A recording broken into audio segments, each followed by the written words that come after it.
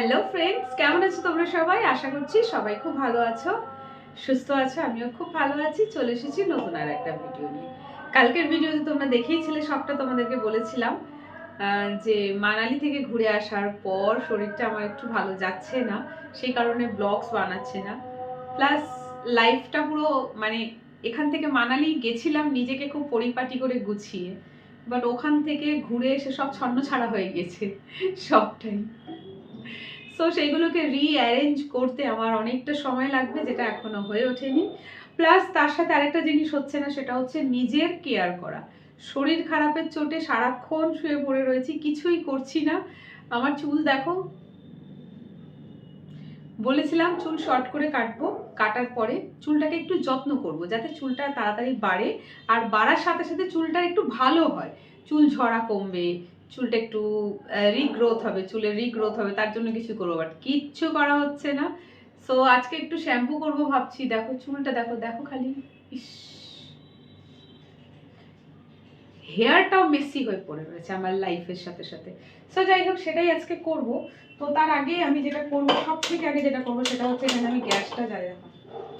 Gas তো নিচ থেকে অনই করিনি, আমি গ্যাসটাকে একটু অন করে নিই, ঠিক আছে। তারপরে দিতে হবে কোকোনাট অয়েল। কোকোনাট অয়েল তো জমে একদম হালুয়া হয়ে রয়েছে, হালুয়া তো ভুল বললাম, সরি, পাথর।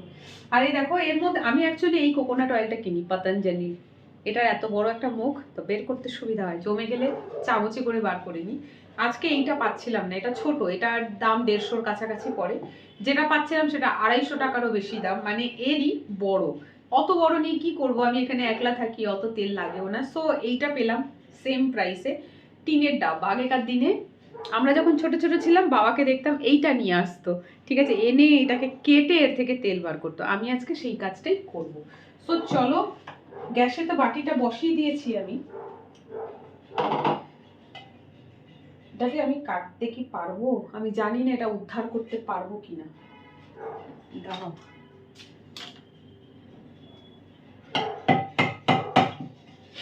বাবাকে দেখেছি ছোটবেলায় এটাকে শিল নোড়া দিয়ে ঠুকে ঠুকে ঠুকে ঠুকে কাটছে। আমি পারবো কিনা জানি না। এই দেখো, ছুরি নিয়েছি একটা।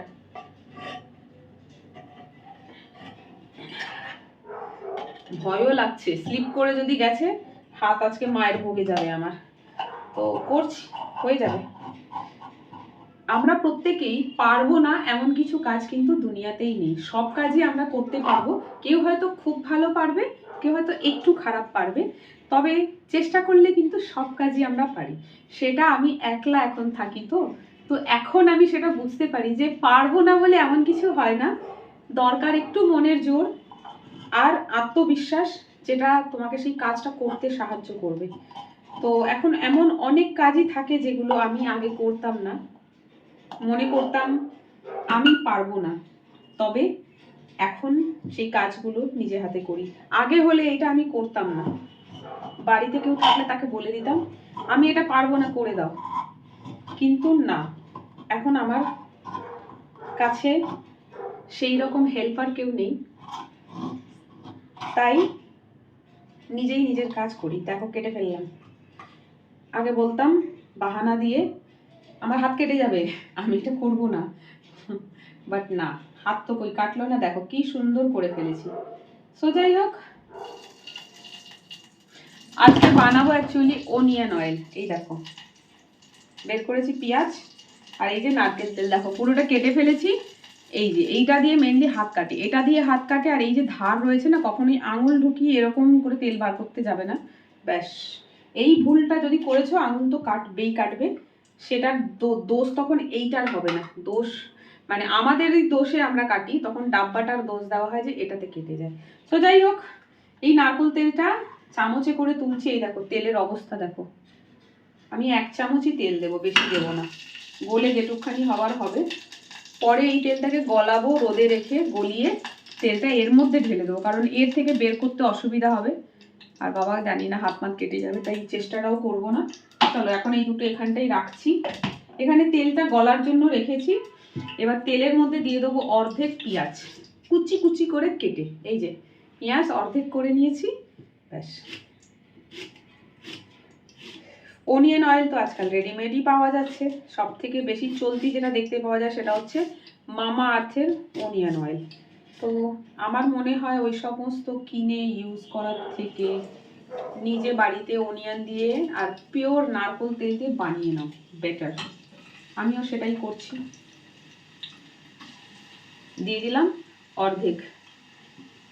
অ্যাকচুয়ালি চাইছি যে তেলটা রাখবো না, স্টোর করে রাখবো না। যদি বেশি হয় তো রাখবো, স্টোর করে রাখতে গেলে না কি হয়, আমার তো ওই তেল লাগাবার ঠিক থাকে না, কখনো লাগাই কখনো লাগাই না, তাই তেলটা রেখে রাখাই পড়ে থাকে। তাই আমি ভাবি যে যেটুকখানি বানাবো টাটকা টাটকা বানাবো, লাগিয়ে নেব। তবু আমার মনে হচ্ছে তেলটা বেশি হবে। যাই হোক, দিয়ে দিলাম। তোমাদেরকে দেখাই, দেখো এই যে, এই ক্যামেরা ঘুরে যাচ্ছে, এই দেখো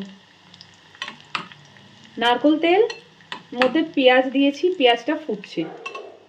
ওকে, আর এই পেঁয়াজটাকে ততক্ষণ পর্যন্ত ফোটাবো যতক্ষণ না পেঁয়াজটা ব্রাউন কালার হয়ে যাচ্ছে। ব্যাস, পেঁয়াজ ব্রাউন কালার হয়ে যাওয়া মানে, এটা পেঁয়াজ কেটেছি আমি, ভাবলাম এটা নারকেল তেল লেগে রয়েছে। সো পেঁয়াজটা ব্রাউন কালার হয়ে যাওয়া মানে জানবে তেল রেডি। সো তেলটাকে ছাঁকবো, তার জন্য কি বের করি, আমার কত কাঁচের বাটি ভেঙে গেছে। এরকম তেল বানাই তো, বানানো গরম তেল যদি এইরকম ধরনের কোনো কাঁচের পটে ঢেলে দেওয়া হয়, কাঁচের পটটা নিচ থেকে ছেড়ে যায়। আমার এইরকম কাঁচের বাটি ছিল, সবই তেল গরম গরম করে রেখে রেখে গেছে। তো স্টিলের বাটি আছে, কোথায় আছে স্টিলের? অ্যাকচুয়ালি স্টিলের বাটিগুলো কি হয় না, জিনিসপত্র রাখা হয় বেরিয়ে যায়। ছোট ছোট স্টিলের বাটি আছে আমার কাছে, দুটো, বেশি নেই। তো আমি আজকে তেলটা এরই মধ্যে ছাঁকবো। দেখো এই যে,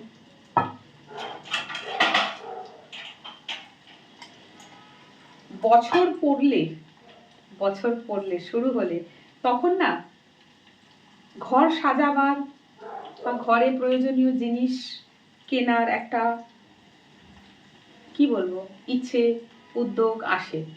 সেটাও একটা স্পেশাল কারণে আসে, যেটা তোমাদের সাথে শেয়ার করিনি কখনো। তো এখন বছর তো শুরু হয়েছে, কিছু জিনিস কেনার আছে। সব থেকে আগে দুটো জিনিস মেনলি কিনবো। অনেক কিছুই কেনার আছে, তবে এত কিছু কেনা তো পসিবল হয়ে ওঠে না। একটা ফ্যান কিনবো, সিলিং ফ্যান। আমার বেডরুমে যে সিলিং ফ্যানটা আছে না, অনেক সস্তার সিলিং ফ্যান, ওতে হাওয়া না গরমকালে বুঝতেই পারি না। ঠিক আছে, তো যাই হোক, ওই সিলিং ফ্যানটাকে আমার কিচেন রুমে লাগাবো। কিচেনে একটা হোল করা রয়েছে সিলিং ফ্যানের জায়গা, বাট এখানে লাগানো নেই। ভাবছি ওই ফ্যানটা খুলে এনে এখানটা লাগিয়ে দেবো, আর একটা নতুন সিলিং ফ্যান কিনবো। তো সেটা গেল বছরই ভেবেছিলাম আমি, কেনা হয়নি। তো দেখছি কবে যাই, ইলেকট্রিশিয়ানকে ডেকে লাগাতে হবে ওটা। আর একটা জিনিস যেটা কিনবো সেটা হচ্ছে, এখানে যে জলের ওয়াটার ফিল্টার রাখা রয়েছে না স্টিলের, এই যে,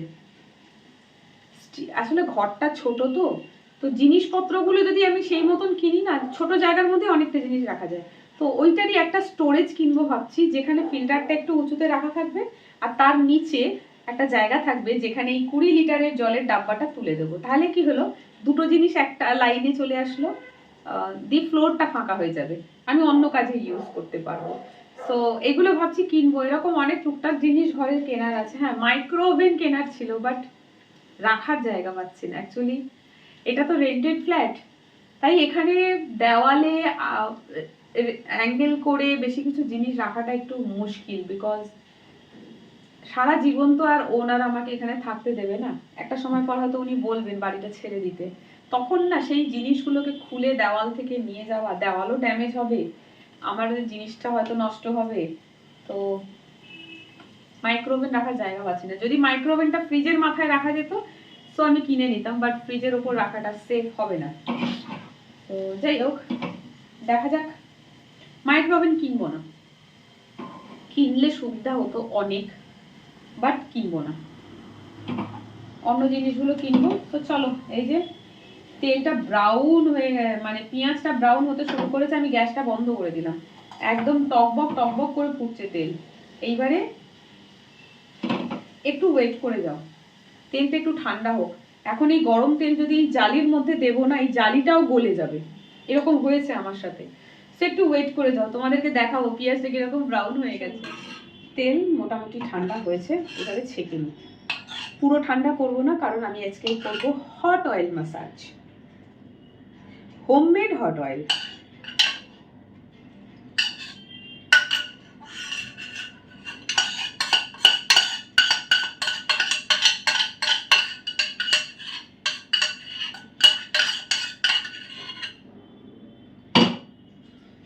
অনেকটা তেল এই চামচে আর বাটিতে লেগে গিয়েছে, সো আমি একটু এরকম ছেনে পুছে নিয়ে কাজ করতে পছন্দ করি। তো এর মধ্যে অনেকটা তেল লেগে রয়েছে, যে তেলটা আমি আমার চুলে লাগিয়ে নিচ্ছি। নষ্ট করব কেন, তেল কিন্তু আসছে, এমন নয় যে তেল নেই। চলো, হাসবে না কেউ আমাকে দেখে। এই যে তেল, আমি একটু এইরকমই। তো যাই হোক, চামচটা তো বের করে দিলাম। এই যে তেল ছেঁকে নিয়েছি, পেঁয়াজটাকে একটু চেপে চেপে নেব, কারণ পেঁয়াজটা তো পুরো ভাজা ভাজা হয়ে গেছে নারকেল তেলে, ওর মধ্যে না অনেকটা তেল থেকে যায়। তো আমি একটুখানি, এই যে দেখো, দেখতে পাচ্ছ হয়তো, এই যে একটু চেপে চেপে নিচ্ছি। চেপে চেপে নিলে তেল বেরোচ্ছে কিন্তু।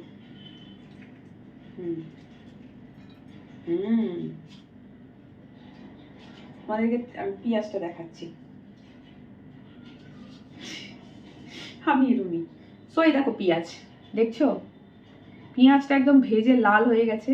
এটা যদি সর্ষের তেলে ভাজা হতো আমি পেঁয়াজটা ফেলতাম না, ভাতে মেখে খেয়ে নিতাম, বাট নারকেল তেল খাই না।